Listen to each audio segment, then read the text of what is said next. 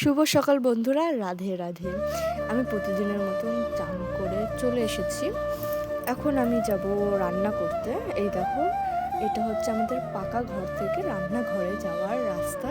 ঘরের কাজ চলছে, ছাদ ঢালাই হবে 2 দিন পর, ওই জন্য চারিদিক দিয়ে বাসে হয়ে গেছে। মিস্ত্রিরা এখান থেকে আমাদের রাস্তা করে দিয়েছে ওই ঘরে যাওয়ার জন্য। এখন আমি রান্নাঘরের তালাটা খুলে নিচ্ছি। এই ঘরে কেউ থাকা হয় না বলে অনেকটা অন্ধকার হয়ে আছে, আর দরজাটাও জানলাটাও বন্ধ আছে। এখন আমি লাইটটা জ্বালিয়ে নিচ্ছি, তারপর জানলাটা খুলে নিলাম। এখানে আমার হচ্ছে আমাদের রান্নাঘর। এই যে আমি এখন এখানে রান্না করব। রান্না করার জন্য আলু ছুলে নিয়েছি, আলু ছুলে পরে কেটে নেব। এখন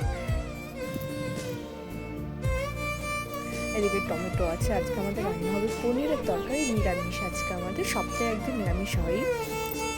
এই যে ওইদিকে আমি জল গরম দিয়ে দিয়েছি, ভাতটাও বসিয়ে দিয়েছি। ভাতটা বসানোর সাথে সাথে সবজিগুলো এই যে কেটে ধুয়ে নিলাম। তারপর টমেটো কেটে নিচ্ছি, লঙ্কা কেটে নিচ্ছি। কড়াইটা ওখানে বসাইয়ে দেওয়া হয়েছে। এখন আমি জিরা সোমবারা দেবো। কড়াইটা গরম হয়ে গেছে, এখন আমি এখানে দেবো জিরা সোমবারা। সবজিটা দিয়ে দিচ্ছি। এখানে আমি জল গরম করে রেখেছিলাম, আগেই বলেছি। এই যে পনির, এই যে পরিমাণ মতন এখন আমি লবণ, হলুদ, জিরের গুঁড়ো, ধনের গুঁড়ো দেবো।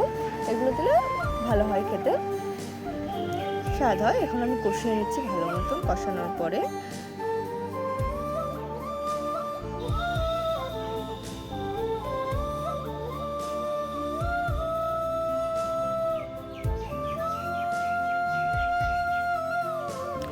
গরম জলটা আমি এখন দিয়ে দেবো। কষানো হয়ে গেছে, তারপরে এখন পনিরটাও দিয়ে দেওয়া হয়েছে। ভালো তরকারিটা হয়ে গেছে। ভালো লাগলে লাইক, কমেন্ট, শেয়ার করে প্লিজ পাশে থেকে তোমরা আমার। রাধে রাধে।